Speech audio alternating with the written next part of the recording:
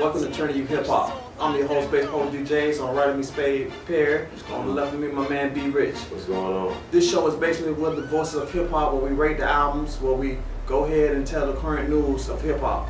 Our rating scales is from 1 through 5, 5 being the highest, 1 being the lowest. And what we're about to do now, we're about to go into our hip hop news, but this time we're going into the playoffs, the NBA playoffs.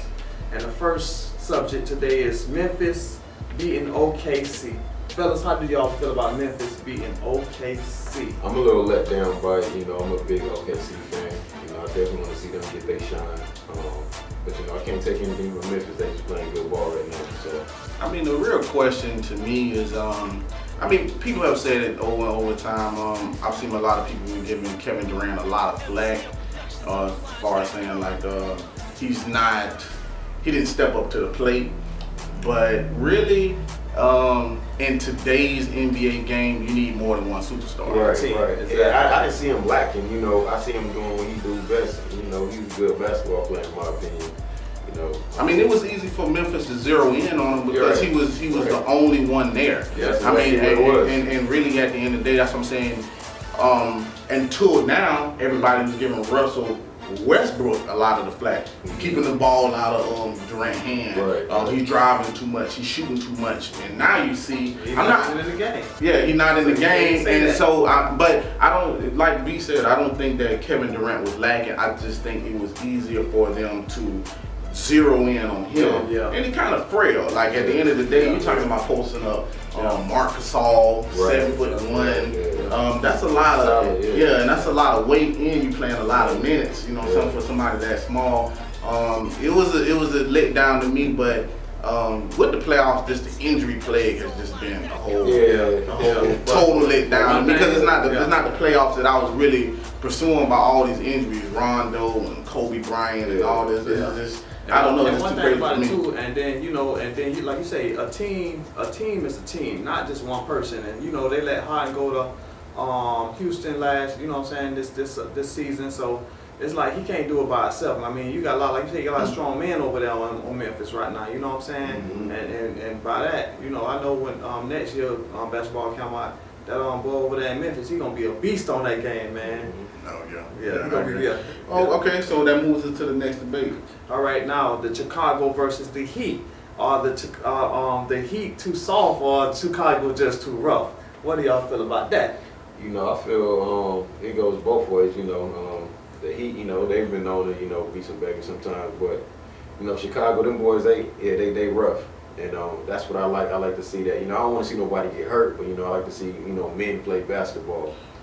With me, I really want to say they soft, not to the degree of soft where they can't play. It's a whole bunch of superstars on Miami, and I just think also once you win a championship, you get accustomed to get certain calls called for you, and because you've won a championship and you're on this caliber team, they might not let stuff slide like that. But I like the old school, basketball, rough and rugged, and I think let them boys play. At the end of the day, I think sometimes the refs intervene, and I think that's how you had a lot of the choking going on and some of the nonsense that was going on, the rough housing and throwing down. It's been debatable whether LeBron was flopping on the Nazi Muhammad push.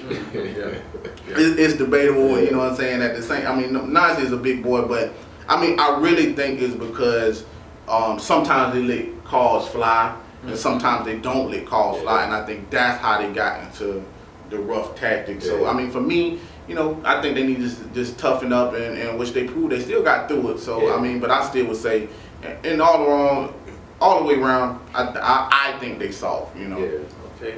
All right. What do y'all think about New York hanging with the Pacers? Do you think New York gonna come back, or y'all think the Pacers gonna close them out? I want New York to do it, but it's still up in the air.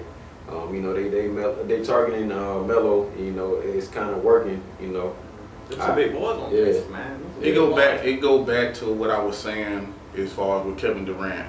You need more than one person that's gonna help you out. Even if when you go back to the days of Michael Jordan and the Detroit Pistons and the Bad Boys, like Polo was saying, it's a team. Yeah. And really, when Melo gets into playing that one-on-one isolation, it causes everybody else to stand still. And there's no points being flowed. You got to move that ball around, and then he needs other people to score for him, help him score. Right. They zero in on Melo and it's over. I really don't think they can come back. The last game, with that George Hill, he was out. Yeah. And really, Memphis just had a bad game. It wasn't that New York had a good game. They just Indiana had a bad game.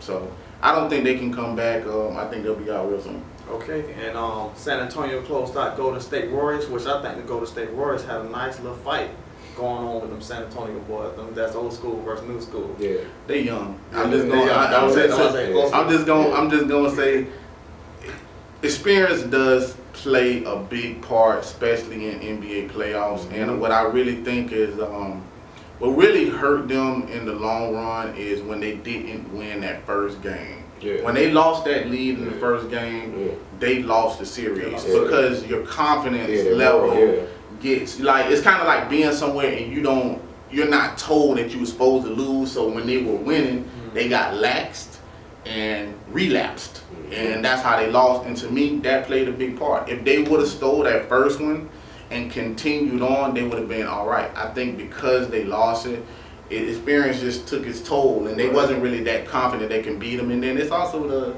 live by the three, die by the three, and that to me, that's what initially happened. They just too young of a team. They're a good team, but there's too many veterans on the Spurs. Parker was hitting them threes. Parker was hitting them, boy. He a beast, man. And Parker didn't even have a good game last game. You know what I'm saying? Like, he has on and off games. I also think like injuries come into play. Steph Curry with his ankle. Right. So you just really had that. Okay, that was our update on the NBA playoffs, and that is Turnin You Hip Hop. Dade County, Daytona, what it do, man? I'm doing this for my city. Let's go. Yeah.